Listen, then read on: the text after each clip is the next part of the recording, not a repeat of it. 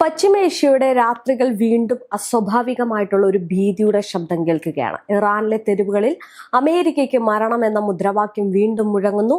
പക്ഷേ ഇത്തവണ മുദ്രാവാക്യം മുഴക്കുന്നത് ഇറാന്റെ സുരക്ഷാ സേനയോ സൈനിക യൂണിറ്റുകളോ മാത്രമല്ല, കൈകളിൽ AK-47 റൈഫറുകളും അതുപോലെ തന്നെ കലാഷ്നിക്കോവ് തോക്കുകളും പിടിച്ച് തെരുവിലിറങ്ങിയിരിക്കുന്നത് സാധാരണ ജനങ്ങളാണ്. ഇതിനിടയിൽ ഒരു കാര്യം കൂടി പറയട്ടെ, ബെഞ്ചമിൻ നെതന്യാഹുവിനെയും ഡൊണാൾഡ് ട്രംപിനെയും വധിക്കാൻ, അതായത് അവരുടെ തലയ്ക്ക് വില ഇടുന്നു എന്നുള്ള ചില വാർത്തകളും വരുന്നുണ്ട്. 458 കോടിയാണ് ഇതിനു വേണ്ടിയിട്ട് വിലയിട്ടിരിക്കുന്നത് എന്നുള്ള ചില വാർത്തകളും വരുന്നുണ്ട്. അത്തരം തീരുമാനങ്ങളിലേക്ക് ഇറാൻ സർക്കാർ ഒരുങ്ങുന്നു എന്നുള്ള ഒരു കാര്യങ്ങളൊക്കെ വരുന്നുണ്ട്. അപ്പോൾ ഈ പറയുന്നത് പോലെ തന്നെ വലിയ രീതിയിലുള്ളൊരു ഭീതിയിലേക്ക് അമേരിക്ക പോവുകയാണോ എന്നുള്ളതാണ്. ഇനി ഈ തെരുവിലിറങ്ങിയ ജനങ്ങളുടെ കാര്യങ്ങളിലേക്ക് പോവുകയാണെങ്കിൽ, വിദ്യാർത്ഥികൾ, സ്ത്രീകൾ, കുടുംബങ്ങൾ, യുവാക്കൾ ഒരു കാലത്ത് രാഷ്ട്രീയ പ്രസംഗങ്ങളിൽ മാത്രം കേട്ടിരുന്ന യുദ്ധഭാഷ ഇപ്പോൾ ഒരു രാജ്യത്തിന്റെ അഭിമാന പോരാട്ടമായിട്ട് മാറിക്കൊണ്ടിരിക്കുകയാണ്. രാത്രി വീണിറങ്ങുമ്പോൾ രാജ്യത്തെ അല്ലെങ്കിൽ രാജ്യ തലസ്ഥാനമായിട്ടുള്ള ടെഹ്റാനിലെ ടാജ റീഷ് സ്ക്വയർ മറ്റൊരു ലോകം പോലെ തോന്നും. ഒരു കാലത്ത് ആഡംബര ജീവിതത്തിന്റെ പ്രതീകമായിരുന്ന ആ ഒരു പ്രദേശം ഇന്ന് ജനക്കൂട്ടങ്ങളുടെ മുദ്രാവാക്യങ്ങളാലും പ്രതിഷേധ ശബ്ദങ്ങളാലും വിറങ്ങലിക്കുകയാണ്. അമേരിക്കയ്ക്ക് മരണം എന്ന മുദ്രാവാക്യം ഉയരുമ്പോൾ ജനക്കൂട്ടത്തിനിടയിൽ നിന്ന് വരുന്നത് വെറും ഒരു ദേഷ്യം മാത്രമല്ല, സ്വന്തം രാജ്യത്തെ സംരക്ഷിക്കണമെന്ന ഉറച്ച മനസ്സും അധിനിവേശ ഭീഷണികൾക്കെതിരായിട്ടുള്ള വെല്ലുവിളിയുമാണ്. കാരണം അമേരിക്കൻ പ്രസിഡന്റ് ഡൊണാൾഡ് ട്രംപ് നടത്തിയ കടുത്ത മുന്നറിയിപ്പുകൾ ഇറാനിൽ വീണ്ടും യുദ്ധത്തിന്റെ നിഴൽ പരത്തിയിരിക്കുകയാണ്. സമയം തീർക്കുകയാണ്, ഒന്നും അവശേഷിക്കില്ല എന്ന് ട്രംപ് സോഷ്യൽ മീഡിയയിൽ കുറിച്ച ഈ വാക്കുകൾ ഇറാനിൽ ഒരു സാധാരണ രാഷ്ട്രീയ പ്രസ്താവനയായിട്ട് ആരും കാണുന്നില്ല. അമേരിക്കയും ഇസ്രയേലും വീണ്ടും ഒരു സൈനിക നീക്കങ്ങൾക്ക് തയ്യാറെടുക്കുന്നു എന്ന ഭയമാണ് രാജ്യത്തുടനീളം പടരുന്നത്. അതുകൊണ്ട് തന്നെ സർക്കാർ പിന്തുണയോടെ നടക്കുന്ന റാലികളിൽ ആയിരക്കണക്കിന് ആളുകൾ പങ്കെടുക്കുകയാണ്. അവരുടെ സന്ദേശം വളരെ വ്യക്തമാണ്: ഭീഷണിക്ക് മുന്നിൽ ഇറാൻ മുട്ടുകുത്തില്ല എന്നുള്ളത്. എന്തായാലും ഈ പ്രതിഷേധങ്ങളിൽ ഏറ്റവും ശ്രദ്ധ നേടുന്നത് സ്ത്രീകളുടെ സാന്നിധ്യമാണ്. കറുത്ത ഷാഡോർ ധരിച്ച സ്ത്രീകൾ അവരെ ഇപ്പോൾ തോക്ക് ഉപയോഗിക്കാൻ പരിശീലനം നടത്തുന്ന കാഴ്ച ഇറാനിൽ സാധാരണമായിക്കൊണ്ടിരിക്കുകയാണ്. ഈ വനക് സ്ക്വയറിൽ നിന്ന് ഒരു സ്ത്രീക്ക് AK-47 എങ്ങനെ ഉപയോഗിക്കണം എന്ന് പരിശീലനം പഠിപ്പിക്കുന്ന ചില ദൃശ്യങ്ങളൊക്കെ പുറത്തു വന്നിട്ടുണ്ട്. ഇതിനോടൊപ്പം തന്നെ സാധാരണ ജനങ്ങൾക്ക് ആയുധ പരിശീലനം നൽകുന്നുണ്ട്. ഈ യുദ്ധം വന്നു കഴിഞ്ഞാൽ രാജ്യം മുഴുവൻ ഒന്നായി പോരാടുമെന്ന ശക്തമായിട്ടുള്ള സന്ദേശമാണ് കാണപ്പെടുന്നത്. ഇതിനിടെയാണ് ഇറാനിലെ ചില മാധ്യമങ്ങളിൽ തുറന്ന പ്രതിരോധ പ്രചാരണത്തിലേക്ക് കടന്നിരിക്കുന്നത്. അതായത് ഒഫോഗ് ചാനലിൽ സംപ്രേഷണം ചെയ്ത ഒരു പരിപാടി ഇപ്പോൾ അന്താരാഷ്ട്ര തലത്തിൽ വലിയ ചർച്ച ആവുകയാണ്. പരിപാടിക്കിടെ കലാഷ്നിക്കോവ് റൈഫിൾ എങ്ങനെ കൈകാര്യം ചെയ്യണമെന്ന് ഒരു മുഖംമൂടി ധരിച്ച പരിശീലകൻ ടെലിവിഷൻ അവതാരകരെ പഠിപ്പിക്കുന്ന ദൃശ്യങ്ങളാണ് പുറത്തു വരുന്നത്. സൈനിക വസ്ത്രം ധരിച്ച പരിശീലകൻ ആയുധം എങ്ങനെ തയ്യാറാക്കണം, എങ്ങനെ ലക്ഷ്യം വെക്കണം, എങ്ങനെ വെടിവെക്കണം എന്ന് വിശദമായിട്ട് അവതരിപ്പിക്കുന്നു. നിങ്ങളുടെ കാഴ്ച വിന്യസിക്കുക, ശ്വാസം പിടിക്കുക എന്നീ പരിശീലകൻ നിർദ്ദേശിക്കുമ്പോൾ അവതാരകൻ UAE പതാക ലക്ഷ്യമാക്കി തോക്ക് ചൂണ്ടുന്ന ദൃശ്യവും പ്രേക്ഷണം ചെയ്യുകയാണ്. ഒടുവിൽ പരിശീലകന്റെ ഫയർ എന്ന കമാൻഡോടെ വെടിയുതിർക്കുന്ന രംഗം സംപ്രേഷണം ചെയ്യപ്പെട്ടു. ഇത് വെറും ഒരു ടെലിവിഷൻ ഷോ അല്ലായിരുന്നു. അമേരിക്കയും ഇസ്രയേലും മാത്രമല്ല, ഗൾഫ് മേഖലയിലെ അമേരിക്കൻ സഖ്യകക്ഷികൾക്ക് നൽകുന്ന ഒരു ശക്തമായിട്ടുള്ള രാഷ്ട്രീയ സന്ദേശമാണ് എന്നാണ് പലരും ഇതിനെ കാണുന്നത്. എന്തായാലും യഥാർത്ഥത്തിൽ ഇതൊരു സംഭവം ഒരു ഭീഷണിപ്പെടുത്തലല്ല. അമേരിക്കയുമായിട്ട് ഒരു വൻ യുദ്ധം മുന്നിൽ കണ്ടുകൊണ്ട് ഇറാന്റെ മണ്ണിൽ സാധാരണ ജനങ്ങളെയും സ്ത്രീകളെയും കുട്ടികളെയും വരെ സൈനിക രീതിയിൽ സജ്ജരാക്കുന്ന ഔദ്യോഗിക ഒരു നയതന്ത്ര നീക്കത്തിന്റെ ഭാഗം കൂടിയാണ്. നിലവിൽ ഇറാന്റെ വിവിധ ചാനലുകളിലെ അവതാരകരും വാർത്താ വായനക്കാരും തോക്കുകളുമായിട്ട് ലൈവിൽ വരികയാണ്. ചാനൽ 3 അവതാരകരായിട്ടുള്ള മൊബീനിയ നസാരി ലൈവ് TVയിൽ AK-47 തോക്കുമായിട്ട് വന്ന് രാജ്യത്തിനായി ജീവൻ ത്യാഗം ചെയ്യാൻ ഞാൻ തയ്യാറാണ് എന്ന് പരസ്യമായിട്ട് പ്രഖ്യാപിക്കുന്നുണ്ട്.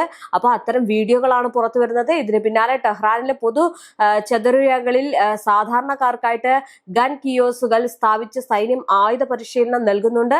അങ്ങനെ ആകെ മൊത്തത്തിൽ ആ രാജ്യത്തുടനീളം ജനങ്ങൾ തന്നെ പരിശീലകരായിട്ട് മാറ്റുന്ന ഒരു രീതിയാണ് കാണാൻ സാധിക്കുന്നത്. ഈ ലൈവുകളിൽ ഇവർ വന്ന് പറയുമ്പോൾ ഇത് മറ്റുള്ള രാജ്യങ്ങളിലെ ജനങ്ങൾക്കും ബാധകമാണ്, അവിടുത്തെ സൈനികർക്കും അതുപോലെ തന്നെ ഭരണാധികാരികൾക്കും അത് ബാധകമാണ്. കാരണം ഒരു ജനത്തെ മുഴുവൻ അവർക്ക് എങ്ങനെ തോൽപ്പിക്കാൻ കഴിയുമെന്നുള്ളതാണ്. കാരണം കൊച്ചുകുട്ടികൾ മുതൽ വയസ്സ് ചെന്നവർ വരെയാണ് ഈ ഒരു പരിശീലനത്തിന് വരുന്നത്. അവർ എന്തും സഹിക്കാൻ തയ്യാറാണ് എന്ന് പറഞ്ഞുകൊണ്ട് രാജ്യത്തിന്റെ മുന്നിൽ തന്നെയുണ്ട്. അപ്പം ഇത്തരം നീക്കങ്ങളാണ് നടക്കുന്നത്. എന്തായാലും രാജ്യത്തെ കാക്കാൻ നിലവിൽ 3 കോടിയിലധികം സന്നദ്ധ പ്രവർത്തകർ രജിസ്റ്റർ ചെയ്തതായിട്ടാണ് റിപ്പോർട്ടുകൾ വരുന്നത്. അമേരിക്കൻ പ്രസിഡന്റ് ഡൊണാൾഡ് ട്രംപ് താൽക്കാലികമായിട്ട് വ്യോമാക്രമണം നിർത്തിവെച്ചിട്ടുണ്ട് എങ്കിലും മിഡിൽ ഈസ്റ്റിലെ കനലുകൾ ഒട്ടും തന്നെ കെട്ടടങ്ങിയിട്ടില്ല എന്ന് ഈ ഒരു സംഭവം തെളിയിക്കുന്നുണ്ട്. ഒരു വശത്ത് ഗൾഫ് രാജ്യങ്ങൾ സമാധാന ചർച്ചകൾക്ക് ശ്രമിക്കുമ്പോൾ മറുവശത്ത് തങ്ങളുടെ പതാകയ്ക്ക് നേരെ തോക്കു ചൂണ്ടിയ ഇറാന്റെ ഈ ഒരു പ്രവൃത്തി ഗൾഫ് മേഖലയെ കൂടുതൽ പ്രകോപിപ്പിച്ചിരിക്കുകയാണ്. മാത്രമല്ല അവരെ ഭയപ്പെടുത്തിയിരിക്കുകയാണ്. ഇറാൻ സ്റ്റേറ്റ് ടെലിവിഷനായ ഒഫോഗ് ടിവിയിലാണ് ഈ ഒരു വിവാദ ദൃശ്യങ്ങൾ സംപ്രേഷണം ചെയ്തത്. അമേരിക്കയുമായിട്ട് ഒരു വൻ യുദ്ധം മുന്നിൽ കണ്ടുകൊണ്ട് ഇറാന്റെ മണ്ണിൽ സാധാരണ ജനങ്ങളെയും സ്ത്രീകളെയും സൈനിക രീതിയിൽ സജ്ജരാക്കുന്ന ഒരു വജ്രായുധ പരിശീലന പരിപാടിയുടെ ഭാഗം കൂടിയാണിത്. ഈ വെല്ലുവിളികൾക്ക് പിന്നിൽ കൃത്യമായിട്ടുള്ള 3 രാഷ്ട്രീയ കാരണങ്ങളുണ്ട്. അതിൽ ഒന്ന് എന്ന് പറയുന്നത് ഇസ്രയേൽ UAE ബന്ധം എന്നുള്ളതാണ്. അതായത് 2020 UAE ഇസ്രയേലുമായിട്ട് ഔദ്യോഗിക നയതന്ത്ര ബന്ധം സ്ഥാപിച്ചിരുന്നു. തങ്ങളുടെ കടുത്ത ശത്രുവായിട്ടുള്ള ഇസ്രയേലുമായിട്ട് കൈകോർത്ത UAE ഇറാൻ തങ്ങളുടെ ശത്രുപക്ഷത്ത് പ്രതിഷ്ഠിച്ചിരിക്കുന്നത്. ഇനി രണ്ടാമത്തെ കാര്യം എന്ന് പറയുന്നത് വ്യോമാക്രമണ ആരോപണങ്ങളാണ്. അതായത് തങ്ങൾക്കെതിരെ അമേരിക്കയും ഇസ്രയേലും നടത്തുന്ന വ്യോമാക്രമണങ്ങൾക്ക് UAE തങ്ങളുടെ വ്യോമപാതയും താവളങ്ങളും ഒരുക്കി നൽകുന്നു എന്ന് ഇറാൻ പരസ്യമായിട്ട് ആരോപിക്കുന്നു. ഇതിനുള്ള കടുത്ത മുന്നറിയിപ്പാണ് ഈ ഒരു വെടിവെപ്പ്. ഇനി മൂന്നാമത്തത് എന്ന് പറയുന്നത് ഹോർമുസ് കടലിടുക്കിലെ സാമ്പത്തിക യുദ്ധം ആണ്. അതായത് ലോകത്തെ ഏറ്റവും വലിയ ഒരു എണ്ണക്കപ്പൽ പാതയായിട്ടുള്ള ഹോർമുസ് കടലിടുക്ക് ഇറാൻ ഉപരോധിച്ചപ്പോൾ അതിനെ മറികടക്കാൻ UAE തങ്ങളുടെ എണ്ണ പൈപ്പ് ലൈനുകൾ മറ്റു വഴികളിലേക്ക് തിരിച്ചുവിട്ടു. ഇറാന്റെ സാമ്പത്തിക സമ്മർദ്ദ തന്ത്രങ്ങളുടെ വീര്യം കുറയ്ക്കാൻ UAE ശ്രമിക്കുന്നതായിട്ടാണ് ഈ കാണിക്കുന്നത്. ഇത് ഇറാനെ വലിയ രീതിയിൽ ചൊടിപ്പിച്ചു. അപ്പൊ ഈ 3 കാരണങ്ങൾ ഇറാന്റെ പക്കലുണ്ട്. എന്തായാലും പ്രാദേശിക മാധ്യമങ്ങൾ റിപ്പോർട്ട് ചെയ്യുന്നതനുസരിച്ച് ഇറാനു വേണ്ടി ജീവൻ ബലിയർപ്പിക്കുക എന്ന പേരിൽ നടക്കുന്ന ഈ ഒരു ദേശീയ സന്നദ്ധ ക്യാമ്പയിനുമായിട്ട് ഈ പരിപാടികൾ ബന്ധപ്പെട്ട് കിടക്കുകയാണ്. അമേരിക്കയുമായിട്ടും ഇസ്രയേലുമായിട്ടും സംഘർഷം രൂക്ഷമായിട്ടുള്ള സാഹചര്യത്തിൽ 30 ദശലക്ഷത്തിലധികം ആളുകൾ ഇതിനോടകം തന്നെ ഈ ഒരു പദ്ധതിയിൽ രജിസ്റ്റർ ചെയ്തു എന്നാണ് റിപ്പോർട്ടുകൾ പറയുന്നത്. ഇതൊരു സാധാരണ സർക്കാർ പരിപാടിയേക്കാൾ കൂടുതൽ രാജ്യത്തിന്റെ ജനകീയ പ്രതിരോധ ശക്തിയെ പ്രകടിപ്പിക്കുന്ന നീക്കമായിട്ടാണ് ഇതിനെ വിലയിരുത്തപ്പെടുന്നത്. ഇതിനിടയിൽ പശ്ചിമേഷ്യയിലെ സംഘർഷം ഗൾഫ് മേഖലയിലേക്കും പടരുകയാണ്. അമേരിക്കയും ഇസ്രയേൽ ആക്രമണങ്ങൾക്ക് മറുപടിയായിട്ട് ഇറാൻ നടത്തിയ ആക്രമണങ്ങളിൽ UAEക്കും ആഘാതം ഉണ്ടായതായിട്ട് റിപ്പോർട്ടുകളുണ്ട്. സിവിലിയൻ അടിസ്ഥാന സൗകര്യങ്ങളും ഊർജ്ജ മേഖലയുമായിട്ട് ബന്ധപ്പെട്ട സംവിധാനങ്ങളും ലക്ഷ്യമിട്ടതായിട്ടാണ് സൂചനകൾ. എന്നാൽ ഹോർമുസ് കടലിടുക്ക് ഉപരോധിക്കപ്പെട്ടാലും എണ്ണ കയറ്റുമതി തുടരാൻ പകരം പൈപ്പ് ലൈൻ സംവിധാനം ഉള്ളതിനാൽ UAEക്ക് മറ്റ് ഗൾഫ് രാജ്യങ്ങളെ അപേക്ഷിച്ച് കൂടുതൽ പ്രതിരോധ ശേഷി ഉണ്ട് എന്നാണ് വിലയിരുത്തൽ. എങ്കിലും യുദ്ധം നീണ്ടുപോയി കഴിഞ്ഞാൽ ഏറ്റവും കൂടുതൽ ബാധിക്കപ്പെടുക ഗൾഫിന്റെ സാമ്പത്തിക സ്ഥിരത തന്നെയായിരിക്കും. സുരക്ഷിതവും ആഗോള നിക്ഷേപ സൗഹൃദവുമായിട്ടുള്ള കേന്ദ്രമെന്ന UAEയുടെ പ്രതിച്ഛായയ്ക്ക് പോലും ഇത് വലിയ തിരിച്ചടിയാകും. എന്തായാലും 2020 എബ്രഹാം കരാറിന് ശേഷം അമേരിക്കയും ഇസ്രയേലും ബന്ധം ശക്തമാക്കിയ UAE ഇപ്പോൾ അതീവ സമ്മർദ്ദത്തിലാണ്. ഇറാനെതിരായിട്ടുള്ള നിലപാട് കൂടുതൽ കടുപ്പിക്കുമെന്ന ആവശ്യങ്ങളും ശക്തമാകുന്നുണ്ട്. എന്നാൽ ഈ മുഴുവൻ സംഘർഷത്തിനിടയിലും ഇറാനിലെ ഓരോരുത്തരും യുദ്ധം ആഗ്രഹിക്കുന്നില്ല. എന്നിരുന്നാലും വലിയ രീതിയിലുള്ള ഒരു യുദ്ധം ഇനി കാണുമോ എന്നുള്ളതാണ് നോക്കിക്കാണേണ്ടത്.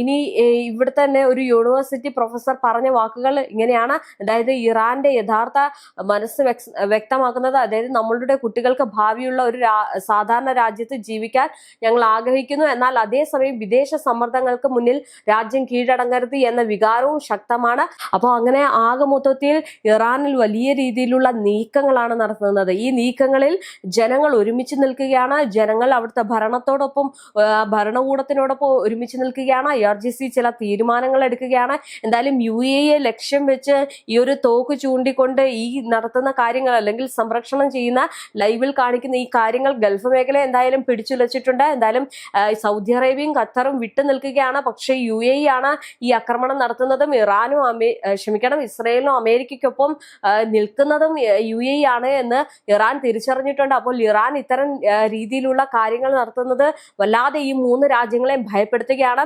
മാത്രമല്ല ഇനി മറു സൈഡിന് ഈ ഖത്തറും സൗദി അറേബ്യയൊക്കെ പറയുന്നുണ്ട് ഇറാനെ ചുമ്മാതെ അങ്ങോട്ടേക്ക് പോയി ഇത്തരം രീതിയിലുള്ള പ്രകോപനങ്ങളൊന്നും തന്നെ നടത്തരുത് എന്ന് ഇവർ പറയുമ്പോഴും ഇത്തരം നീക്കങ്ങളൊന്നും തന്നെ ഇല്ലാതെ അറിയാതെ വീണ്ടും പ്രകോപനങ്ങൾ നടത്തുന്ന കാര്യങ്ങളാണ് UAE ചെയ്യുന്നത്. എന്തായാലും UAE ഇത് ചെയ്യുമ്പോൾ ഒരു കാര്യം ഓർക്കണം, അവിടുത്തെ ജനങ്ങളെല്ലാം ഒരുമിച്ച് ഒറ്റക്കെട്ടായിട്ട് നിൽക്കുകയാണ്. അവിടുത്തെ കൊച്ചുകുട്ടികൾ പോലും തോക്കെടുത്ത് പരിശീലനം ചെയ്യുന്ന രീതിയിലേക്കാണ് കാര്യങ്ങൾ നടക്കുന്നത്.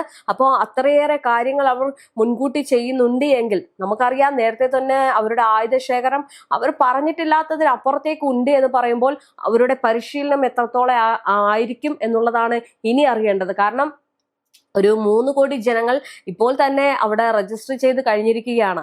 ഈ 3 കോടി ജനങ്ങൾ വെറുതെ തോക്കും പിടിച്ചു വരികയല്ല, അവർക്ക് കൃത്യമായിട്ടുള്ള നിരീക്ഷണം, പരിശീലനം എല്ലാം തന്നെയുണ്ട്. മാത്രമല്ല അവരെല്ലാം സ്വയമേ വരികയാണ്, സ്വന്തം രാജ്യത്തെ രക്ഷിക്കാൻ ഞങ്ങൾ തയ്യാറാണെന്ന് പറഞ്ഞുകൊണ്ട്.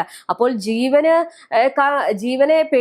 ജീവൻ പോകുമെന്നുള്ള യാതൊരു ഭയവും ആ ജനങ്ങൾക്കില്ല എന്നുള്ളതാണ്. എന്തായാലും ഇത്തരം നീക്കുപോക്കുകൾ നടക്കുമ്പോൾ അമേരിക്കയും ഈ പറയുന്ന ഇസ്രയേലിനെയും UAE വല്ലാതെ ഭയപ്പെടുത്തുകയാണ്. ജനങ്ങൾ തെരുവിലിറങ്ങി ഈ പറയുന്ന രീതിയിലുള്ള കാര്യങ്ങൾ ചെയ്തു തുടങ്ങിക്കഴിഞ്ഞാൽ ഈ രാജ്യങ്ങൾക്ക് അങ്ങോട്ടേക്ക് ചെന്ന് കയറാനേ കഴിയാത്ത ഒരു അവസ്ഥയാകും. എന്തായാലും ഈ ഒരു നീക്കം ഇറാൻ നടത്തുമ്പോൾ വലിയ രീതിയിലുള്ള കാര്യങ്ങളാണ് വരാനിരിക്കുന്നത് എന്ന് നമുക്ക് ഇതിനെ നോക്കിക്കാണേണ്ടി വരും.